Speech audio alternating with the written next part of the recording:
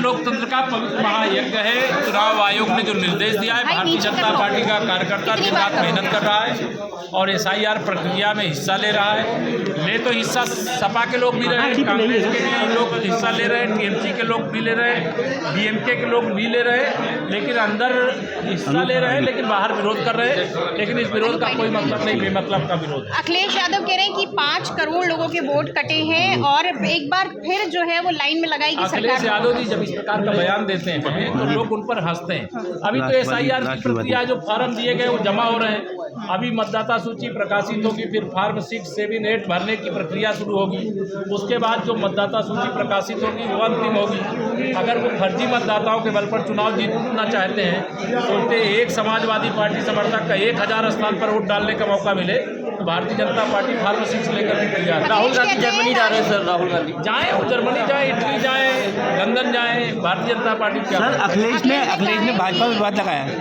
उन्होंने कहा है कि भाजपा जो है राष्ट्रवादी नहीं, राष्ट्रवादी पार्टी है। समाजवादी पार्टी नहीं, वो समाजवादी पार्टी है, परिवारवादी पार्टी है, भ्रष्टाचारी पार्टी है, गुंडों अपराधियों का संरक्षण करने वाली पार्टी है। बरेली की जो बैठक पहले मैं करने वाला था, उसे वो फोन किया था क्योंकि कल माननीय मुख्यमंत्री जी का भी आगमन है और एक ही प्रकार की बैठक जो न हो, इसलिए माननीय मुख्यमंत्री जी के आगमन से मतलब यहाँ एक उत्साह है। और कल की जहाँ तक आज दौरा था मेरा, बदायूं जिले का दौरा, तो वहाँ पार्टी की बैठक और एक प्रशासनिक बैठक और फिर कई हमारे जो क्षेत्रीय अध्यक्ष सहित कई जगह वैवाहिक समारोह थे, उसमें हिस्सा लेकर के मैं यहाँ पहुँचा हूँ। हमारे आदरणीय मंत्री परिषद के सहयोगी डॉक्टर अरुण जी, हमारे अध्यक्ष जी, हमारे विधायक जी थे, अभी शायद चले गए। तो सबसे पहले तो मैं आपको ये बता दूं कि 2027 में हम लोग 2017 से भी बड़ी विजय जो प्राप्त करेंगे और समाजवादी पार्टी का जो अहंकार लोकसभा चुनाव के समय पैदा हुआ है, उसको उत्तर प्रदेश की जनता चकनाचूर करेगी। अभी लोकसभा चुनाव 2024 के पश्चात हम लोग 4 विधानसभा चुनाव जीत चुके हैं, हरियाणा, महाराष्ट्र, दिल्ली और अभी बिहार। और आने वाले समय में पश्चिम बंगाल में भी कमल खिलेगा और वहाँ पर भी सरकार बनेगी। और 27 में तो उत्तर प्रदेश में तीसरी बार प्रचंड बहुमत की सरकार बनना तय है। Samajwadi party, Congress party, TMC यह मतदाता सूची के शुद्धिकरण के अभियान से बौखलाए हुए हैं। ये घुसपैठियों को अपना रिश्तेदार मान करके उनको बचाना चाहते हैं। जिन मतदाताओं का स्वर्गवास हो गया, उनको मतदाता सूची में रख करके उनके नाम पर फर्जी वोट डालने की मंशा रखते हैं।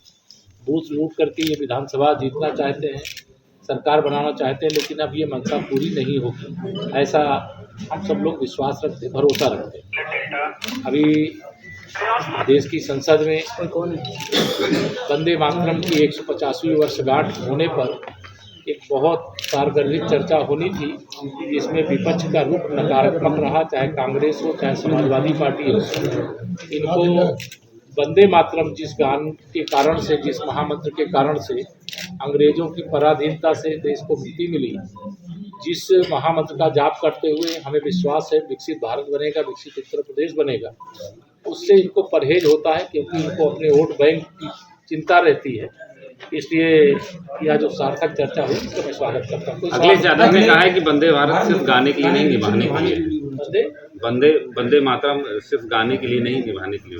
श्री अखिलेश यादव जी को मैं ये कहना चाहता हूँ कि जब कोई मुख्यमंत्री बने तो अपराधियों को, आतंकवादियों को सजा देने के लिए होता है, लेकिन जब 2012 से 2017 तक वो मुख्यमंत्री थे तो सिमी के आतंकवादियों के मुकदमे वापस लिए और इनके पार्टी के महासचिव और मंत्री थे चच्चा मोहम्मद इनके आजम खान, वो भारत माता को डायन कहने का पाप करते थे, अपराध करते थे। बाबा साहब डॉक्टर भीमराव अम्बेडकर का अपमान करते थे। श्री अखिलेश यादव जी को मैं इतना ही कहूँगा कि वंदे मातरम का गान करें और अपने पार्टी के सब लोगों को गान करने के लिए कहें। भारतीय जनता पार्टी वंदे मातरम का काम करती थी, करती है और करती रहेगी। SIR को लेकर क्या कहेंगे?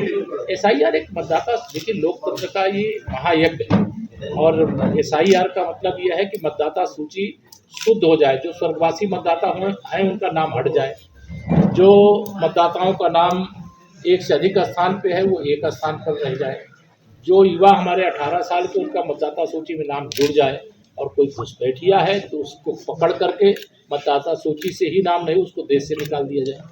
विपक्ष कह रहा है कि जो एसआईआर के बहाने जो बीजेपी के विरोधी वोट हैं वो वोट काटे जा रहे हैं। विपक्ष के लोग आरोप लगा रहे हैं कि एसआईआर के बहाने जो है जो बीजेपी के विरोध के लोगों का काम नहीं है, ये तो भारतीय जनता पार्टी सहित सभी राजनीतिक दलों का काम है।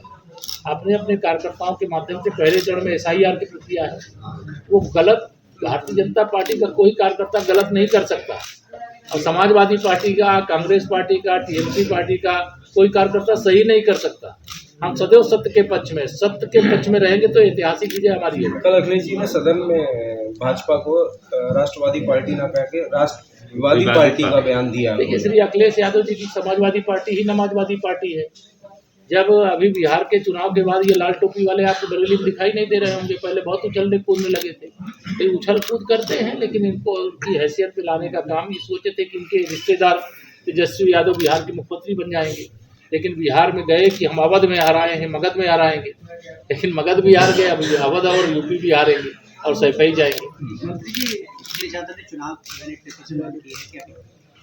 ये तो सदन में चर्चा चल रही है बैलेट पेपर से, वो तो ईवीएम से जब चुनाव हुए थे तब मुख्यमंत्री बने थे, तो उस समय मुख्यमंत्री पद से इस्तीफा दे देना चाहिए। अभी जो लोकसभा में उनके सदस्य जीत करके गए हैं वो ईवीएम से जीत करके गए हैं, अगर ईवीएम गलत इस्तीफा दे करके कहें बैलेट पेपर से हमारी सीटों पर चुनाव करा दीजिए।